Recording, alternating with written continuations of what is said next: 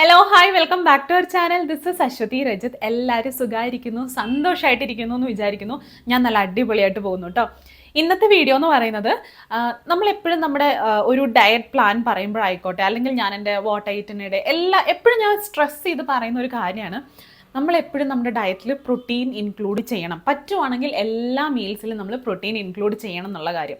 അപ്പോൾ അങ്ങനെ പറയുന്ന സമയത്തൊക്കെ മിക്കപ്പോഴും കിട്ടുന്ന ഒരു കമൻറ്റാണ്, ചേച്ചി ഈ പ്രോട്ടീൻ സോഴ്സസ് എന്തൊക്കെയാണ്, ഏതൊക്കെ ഫുഡിൽ നിന്ന് നമുക്ക് പ്രോട്ടീൻ കിട്ടുന്നത്, ആക്ച്വലി ഈ പ്രോട്ടീൻ നമുക്ക് ഒരാൾക്ക് എത്രത്തോളം പ്രോട്ടീൻ്റെ ആവശ്യം ഒരു ദിവസമുണ്ട്, ഇങ്ങനെ പല ക്വസ്റ്റ്യൻസും കിട്ടാറുണ്ട്. അപ്പോൾ ഇന്നത്തെ വീഡിയോ അതെല്ലാം കൂടെ കവർ ചെയ്തിട്ടുള്ളൊരു വീഡിയോ ആണ്. വളരെ യൂസ്ഫുൾ ആകുമെന്ന് ഞാൻ വിചാരിക്കുന്നു. അപ്പോൾ ഇന്നത്തെ വീഡിയോയിൽ ഞാൻ പറയാൻ പോകുന്നത്, ഒന്നാമത്തെ കാര്യം, എന്തിനാണ് പ്രോട്ടീൻ, ഇത് നമ്മൾ കഴിക്കേണ്ട ആവശ്യമുണ്ടോ, അതുകൊണ്ട് നമ്മുടെ ശരീരത്തിന് എന്താണ് ഗുണം, ഒരു ശരാശരി മനുഷ്യൻ ഒരു ദിവസം എത്രത്തോളം പ്രോട്ടീൻ കഴിക്കേണ്ട ആവശ്യമുണ്ട്. ഇനി മൂന്നാമത്തെ കാര്യം, ഈ പ്രോട്ടീൻ കഴിക്കുന്നതുകൊണ്ട് അത് നമ്മുടെ വെയിറ്റ് ലോസിന് എങ്ങനെയാണ് സഹായിക്കാൻ പോകുന്നത്.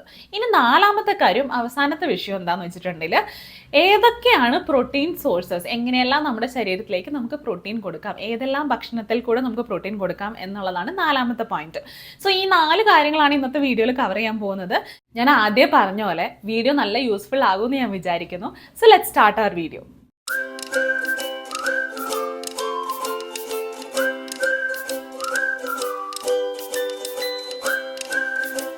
നമ്മൾ മലയാളികളുടെ അല്ലെങ്കിൽ ഒരു സൗത്ത് ഇന്ത്യൻസിൻ്റെ ഒരു സ്റ്റേപ്പിൾ ഫുഡ് എന്ന് പറയുന്നത് എപ്പോഴും റൈസ് ആണ് അല്ലേ. നമ്മൾ ഏറ്റവും കൂടുതൽ നമ്മുടെ ഡയറ്റിൽ എപ്പോഴും ബൈ ഡീഫോൾട്ട് ഉണ്ടാവുന്ന ഒരു സാധനം എന്ന് പറയുന്നത് കാർബോഹൈഡ്രേറ്റ് ആയിരിക്കും എപ്പോഴും കൂടുതൽ. കാരണം റൈസ് ആയിക്കോട്ടെ, ചപ്പാത്തി ആയിക്കോട്ടെ, സോ ഇതിലെല്ലാം മുന്നിട്ട് നിൽക്കുന്ന ഒരു ന്യൂട്രിയൻ എന്ന് പറയുന്നത് കാർബോഹൈഡ്രേറ്റ് തന്നെയാണ്.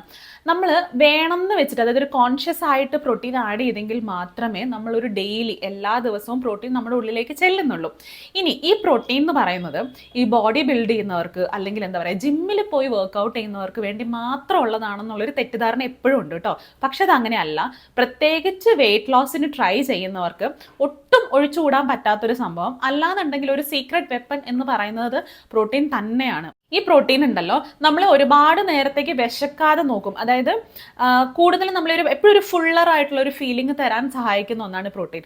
അത് മാത്രമല്ല കേട്ടോ, ഇപ്പം മസിലിൻ്റെ ഗ്രോത്തിനെ ഒന്ന് സപ്പോർട്ട് ചെയ്യാനായിക്കോട്ടെ, അല്ലെങ്കിൽ അത് റിപ്പയർ ചെയ്യാനായിക്കോട്ടെ, അങ്ങനെയൊക്കെ സംഭവിക്കുമ്പോഴാണ് നമുക്ക് കൂടുതൽ കാലറീസ് ബേൺ ചെയ്യാൻ പറ്റുന്നതും നമ്മുടെ മെറ്റബോളിസം ഒന്ന് ബൂസ്റ്റ് ചെയ്യാൻ പറ്റുന്നതും. സോ ഓവറോൾ നോക്കുകയാണെന്നുണ്ടെങ്കിൽ പ്രോട്ടീൻ എന്ന് പറയുന്നത് നമ്മുടെ ഡയറ്റിൽ എല്ലാവരുടെയും, അതിപ്പോൾ ഞാൻ ആദ്യം പറഞ്ഞ പോലെ ബോഡി ബിൽഡ് ചെയ്യുന്ന ഒരാളായിക്കോട്ടെ, അതായത് ജിമ്മിൽ പോയി വർക്കൗട്ട് ചെയ്യുന്ന ഒരാളായിക്കോട്ടെ, ഇല്ല നിങ്ങൾ നന്നായിട്ട് ഫിസിക്കലി ആക്റ്റീവായിരിക്കുന്ന ഒരാളായിക്കോട്ടെ, ഇല്ല നിങ്ങൾ ഒട്ടും ഫിസിക്കലി ആക്റ്റീവ് അല്ലാത്ത ഒരാളായിക്കോട്ടെ, എങ്ങനെയാണെങ്കിൽ പോലും പ്രോട്ടീൻ എന്ന് പറയുന്നത് നമ്മുടെ ഡയറ്റിൽ നിന്ന് ഒട്ടും ഒഴിവാക്കാൻ പാടില്ലാത്ത ഒരു ന്യൂട്രിയന്റ് തന്നെയാണ് കേട്ടോ.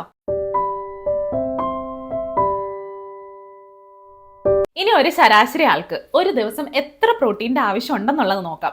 ഞാൻ പറഞ്ഞോട്ടെ, ഈ കാര്യം പല ഫാക്ടേഴ്സുമായിട്ട് ബന്ധപ്പെട്ടിട്ടുണ്ട് കേട്ടോ. അതായത് നമ്മുടെ പ്രായം, നമ്മുടെ ജെൻഡർ, നമ്മൾ എത്രത്തോളം ഫിസിക്കലി ആക്റ്റീവ് ആണ്, ഇങ്ങനെ പല കാര്യങ്ങളുമായിട്ട് ഡിപ്പെൻഡഡ് ആണ്. എങ്കിൽ പോലും നമ്മുടെ ഹെൽത്ത് അതോറിറ്റീസ് പറയുന്ന ഒരു ജനറൽ ഗൈഡ് ലൈൻ എന്താണെന്നുള്ളത് ഞാൻ പറഞ്ഞുതരാം. ഒരു സെഡൻറ്ററി ഇൻഡിവിജ്വലിന്, അതായത് ഒട്ടും ഫിസിക്കലി ആക്റ്റീവ് അല്ല, ഒരു ഡെസ്ക് ജോബ് ഒക്കെയാണ് ചെയ്യുന്നത്, ഒരു 8-9 മണിക്കൂറൊക്കെ ഇരുന്നിട്ട് തന്നെയുള്ള ഒരു ജോലി ചെയ്യുന്ന, ഒട്ടും ഫിസിക്കലി ആക്റ്റീവ് അല്ലാത്ത ഒരാൾക്ക് ഒരു ദിവസത്തെ റിക്വയർമെൻറ്റ് എന്ന് പറയുന്നത് അയാളുടെ ഭാരത്തിൻ്റെ, അയാളുടെ വെയ്റ്റിൻ്റെ ഓരോ കിലോയ്ക്കും 0.8 ഗ്രാംസ് പ്രോട്ടീൻ്റെ ആവശ്യമുണ്ട്. അതേപോലെ തന്നെ ഒരു മോഡറേറ്റർലി ആക്റ്റീവായ ഒരു ഇൻഡിവിജ്വലിന്, അതായത് കുറച്ചൊക്കെ വർക്കൗട്ടും കാര്യങ്ങളൊക്കെ ചെയ്യുന്ന ഒരാൾക്ക് അയാളുടെ ഭാരത്തിൻ്റെ, അതായത് അയാളുടെ 1 കിലോ ബോഡി വെയ്റ്റിന് 1.2 ഗ്രാം തൊട്ട് 1.7 ഗ്രാംസ് വരെ പെർ ഡേ അയാൾക്ക് പ്രോട്ടീൻ്റെ ആവശ്യമുണ്ട്. ഇനി അതേസമയം ഒരു അത്ലറ്റ് അല്ലെങ്കിൽ ഒരു ഇൻറ്റൻസ് ഫിസിക്കൽ ആക്ടിവിറ്റി ഉള്ള ഒരാൾക്ക് അയാളുടെ 1 കിലോ ബോഡി വെയ്റ്റിന് 1.4 ഗ്രാം തൊട്ട് 2 ഗ്രാംസ് വരെ പ്രോട്ടീൻ്റെ ആവശ്യമുണ്ട്. ഞാനൊരു എക്സാമ്പിൾ പറയാം കേട്ടോ. ഇപ്പോൾ ഒട്ടും ഫിസിക്കലി ആക്റ്റീവ് അല്ലാത്ത ഒരാൾ, അതായത് ഞാൻ ആദ്യം പറഞ്ഞ പോലെ ഡെസ്ക് ജോബ് ഒക്കെ ചെയ്യുന്ന ഒരാൾ, അയാളുടെ റിക്വയർമെൻ്റ് എന്ന് പറയുന്നത് 0.8 ഗ്രാമാണ് ഓരോ കിലോഗ്രാമിനും വേണ്ടത്. അതായത് ഇപ്പോൾ ഒന്ന് ഇമാജിൻ ചെയ്യുക, ഇയാൾക്കൊരു 70 കിലോ വെയിറ്റ് ഉണ്ടെന്ന് വിചാരിക്കുക. 70 കിലോയാണ് അയാളുടെ ഒരു ഫുൾ ബോഡി വെയിറ്റ് എന്ന് വിചാരിക്കാം. അങ്ങനെ ഉണ്ടെങ്കിൽ ഇയാൾ ആ 70 ഇൻറ്റു 0.8 ഗ്രാം വെച്ച് നമ്മൾ മൾട്ടിപ്ലൈ ചെയ്യുമ്പോൾ കിട്ടുന്ന നമ്പർ, അതായത് 56 ഗ്രാം പ്രോട്ടീൻ ഒരു ദിവസം അയാൾ എടുക്കേണ്ടതായിട്ടുണ്ട്. ഇപ്പോൾ മനസ്സിലായോ? അപ്പം നിങ്ങൾ എത്ര ഫിസിക്കലി ആക്റ്റീവ് ആണ് എന്നതിനനുസരിച്ച് അതനുസരിച്ച് നിങ്ങൾക്ക് എത്ര ഗ്രാം പ്രോട്ടീൻ്റെ ആവശ്യം ഒരു ദിവസം ഉണ്ട് എന്നത് കണക്കാക്കി നിങ്ങൾ അതിനനുസരിച്ച് പ്രോട്ടീൻ എടുക്കുക കേട്ടോ.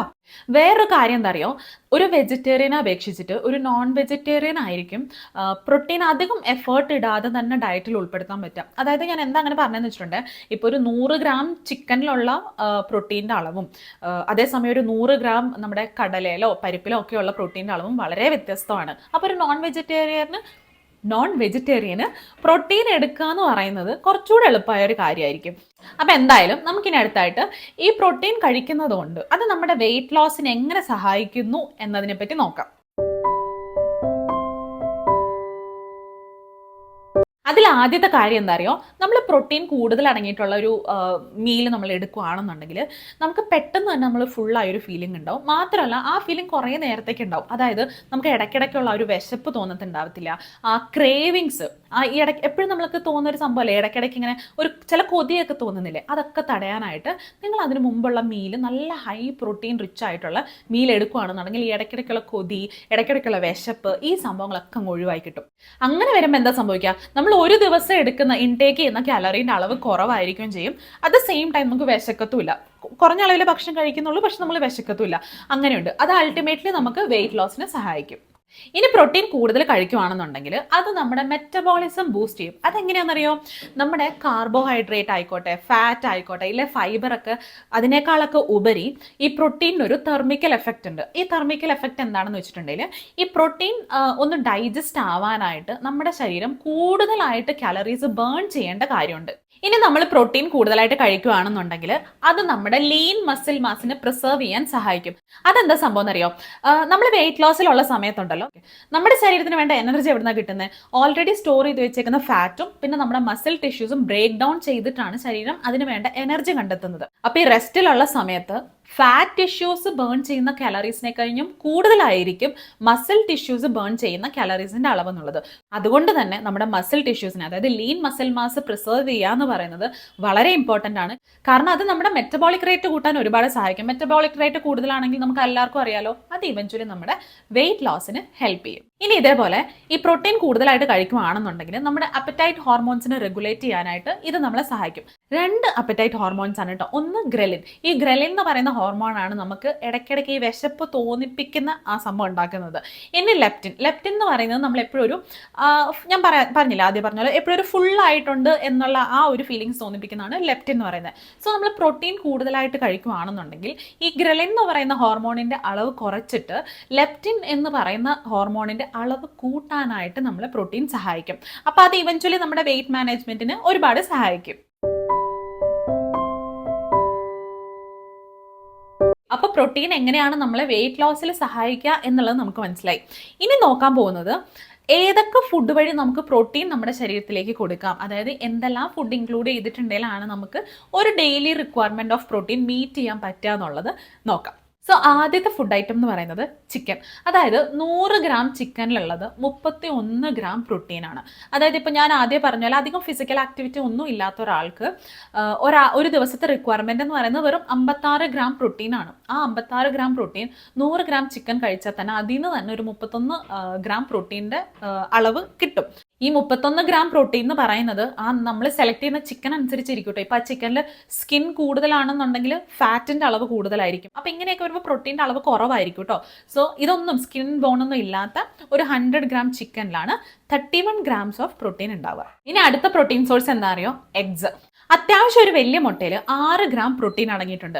അതായത് ഞാൻ ആദ്യം പറഞ്ഞ പോലെ ലോ കാലറി ഫുഡ് ആയതുകൊണ്ട് തന്നെ വെയിറ്റ് ലോസിനൊക്കെ ട്രൈ ചെയ്യുന്നവർക്ക് എന്തായാലും നമ്മുടെ ഒരു ഡയറ്റിൽ ഉൾപ്പെടുത്താനായിട്ട് മസ്റ്റായിട്ട് ഉൾപ്പെടുത്താനുള്ളൊരു അടിപൊളി ഓപ്ഷനാണ് ഈ എഗ്സ് എന്ന് പറയുന്നത്. ഇനി അടുത്ത പ്രോട്ടീൻ സോഴ്സ് ആണ് നമ്മുടെ പയറ് പരിപ്പ് വർഗ്ഗങ്ങളൊക്കെ. അതായത് നമ്മൾ സൗത്ത് ഇന്ത്യൻസ്, പ്രത്യേകിച്ച് നമ്മൾ മലയാളികൾ കൂടുതലായിട്ട് കഴിക്കുന്ന സംഭവമാണ് ഈ സാമ്പാറും പരിപ്പ് കറിയൊക്കെ. അപ്പോൾ ഇതൊക്കെ എന്ന് പറയുന്ന എക്സലന്റ് സോഴ്സ് ഓഫ് പ്രോട്ടീൻ ആണ് കേട്ടോ. ഒരു 100 ഗ്രാം പരിപ്പിൽ നിന്ന് നമുക്ക് 20 തൊട്ട് 25 ഗ്രാം വരെ പ്രോട്ടീൻ കിട്ടും.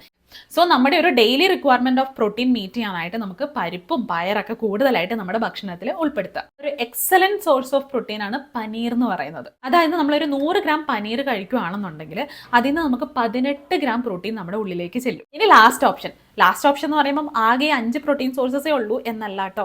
ഞാനൊരു 5 ഓപ്ഷൻസ് ചൂസ് ചെയ്തതേ ഉള്ളൂ. അതിലത്തെ ഏറ്റവും അവസാനത്തെ ഓപ്ഷൻ അതായത് നമ്മുടെ കടലവർഗ്ഗങ്ങൾ.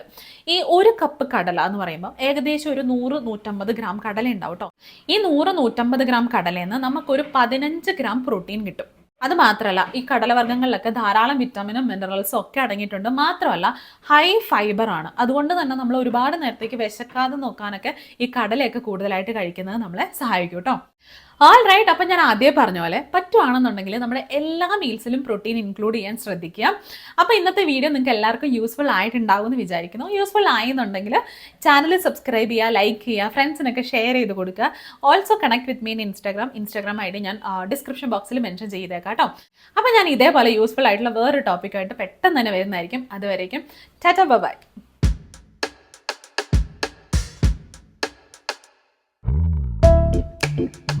Thank you.